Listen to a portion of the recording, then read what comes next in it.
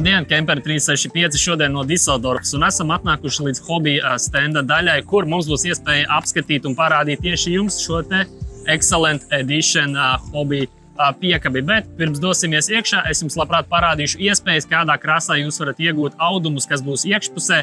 Šim te konkrētam modelim būs beachy krāsas krēsli, bet ja vēlaties bez piemaksas, jūs izvēlaties sākumā, kādā krāsā vēlaties iekšas apdari. Katram, protams, tas ir gaumes jautājums, jūsu izvēle, bet aiziet dosimies skatīties, ko piedāvā Excellent Edition, vai tiešām viņš ir Excellents. Un, ja esam nonākuši šeit, mēs varam redzēt, ka mums ir vieta 2 gāzes baloniem. Šeit ir netīro ūdeņu tanks, plus arī manuālais slieksnis, lai nav pārāk sarežģīti nokļūt, jo kemperis ir diezgan augsts. Varam redzēt, arī teleskopiskās kājas ir abās pusēs. Un, protams, sāksim ar to, kur liksim mantas. Tātad mantām ir paredzēta vieta šeit. Varam jau redzēt, cilvēki ir salikuši pietiekami ietilpīgs, bet jāatcerās tas, ka tas atrodas zem gultas, līdz ar to, ja mantas būs smakojošas, smaku varēs just arī iekšā. Protams, ka kā parasti mums ir toaletes tvertne, viss kā ierasts, un varam redzēt uzrakstu, ka šīs te konkrētais kempers būs paredzēts 5 cilvēkiem un tikai būs 1,5 tonna, kas nozīmē, ka nevajadzēs ļoti lielu smagu mašīnu, lai šo te piekabi varētu pavilkt. No aizmuguras redzam jau jauno hobija editionu, jaunās gaismas, kas ir tādas kā bultas, kuras šaujās pa labi vai pa kreisi, līdz ar to jau moderns izskats, kā jaunākajām mašīnām pienākās. Noteikti vizuāli ļoti pievilcīgs. Ja mēs nākam šeit, mēs varam redzēt, ka šeit ir tāda kā grope, pie kuras mēs varam piestiprināt un pagarināt savu piekabi, uzliekot papildus telti. Šeit mums ir visa galvenā informācija par šo te konkrēto piekabi, tātad 7,3 metri gara, teikt, tā vidus klase nav ne gara, ne īsa. Un mēs nonākam līdz durvīm. Iekšā mums jau ir cits influenceris, kurš nodarbojas ar savu darbu, bet tikmēr, kamēr viņš filmē tur, es jums parādīšu to, kas ir šeit. Tātad durvis ar aizkariņu. Protams, ka mums ir miskasti, kur tad bez tās, bet šai piekabē ļoti interesants nodalījums, kā mēs sakam, vieta, kur uzglabāt kaut ko, ko policijai nevajadzētu atrast. Neiesaku, bet ja vajag, ir tāda vieta. Dosimies iekšā, apstīsimies, kas mums ir tur. Dosimies iekšā, pastīsimies, ko mums piedāvā Excellent Edition iekšpusē. Reiz varu ērti iekārtoties, tātad šī būs dzīvojamā, sēžamā zona. Dizains ir, es teiktu, mazliet uz Skandināvijas pusi. Visas ir gludas plūdlīnijas, ērts krāslas ar lieliem logiem, kurus var attaisīt vaļā, protams, un varam izmantot arī, protams, aptumšošanas vai moskītu tīklus un, protams, aizkari un lampiņas, kurām ir arī iespējams pievienot USB, līdz ar to varam uzlādēt telefonu un baudot vakariņas.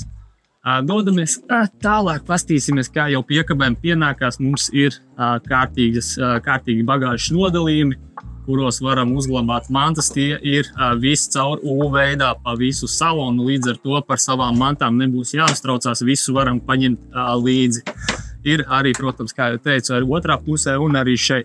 Tā kā viss caur salonam ir vietas, kur uzglabāt savas mantas. Un esam nonākuši līdz vienai no svarīgākajām vietām manā dzīvē, tā ir virtuve. Tātad gāzes plīts ar 3 degļiem. Mums ir izlietne ar krānu, protams, kā loks, kuru mēs varam atvērt vaļā. Un arī skaists LED apgaismojums ir šeit. Kā jau virtuvē, mēs varam šeit ieslēgt gaismu, mēs varam uzlādēt telefonu, varam uztaisīt gaišāku vai tumšāku, un, protams, arī 220 pieslēgumu, lai varam ielikt kafijas aparātu vai kādu blenderi. Un, kā jau virtuvē, mums vajadzēs salikt dakšus nažus, un, lai nav jāuztraucās, kad pēc brauciena viss būs izgāzies zemē, šeit ir sistēma, kas nodrošina to, ka jums nekas neizkritīs ārā.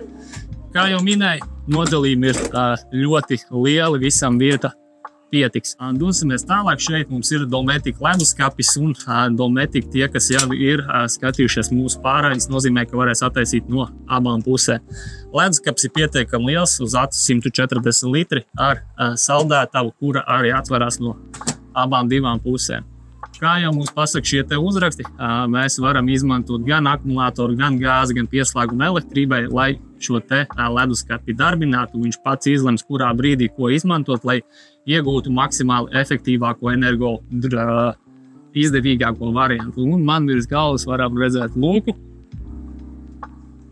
Un, protams, ka šim te modelim var pielikt arī papildus gaisa kondicionieri, ja ar šīm te lūkām un logiem nepietiek, lai izveidinātu telpu. Esam atnākuši līdz sildītājiem. Sildītājs būs truma, kas izmantos gāzes enerģiju, un šeit mēs varam regulēt temperatūru, kur izdalās viss caur salonam, patīkams, vienmērīgs siltums.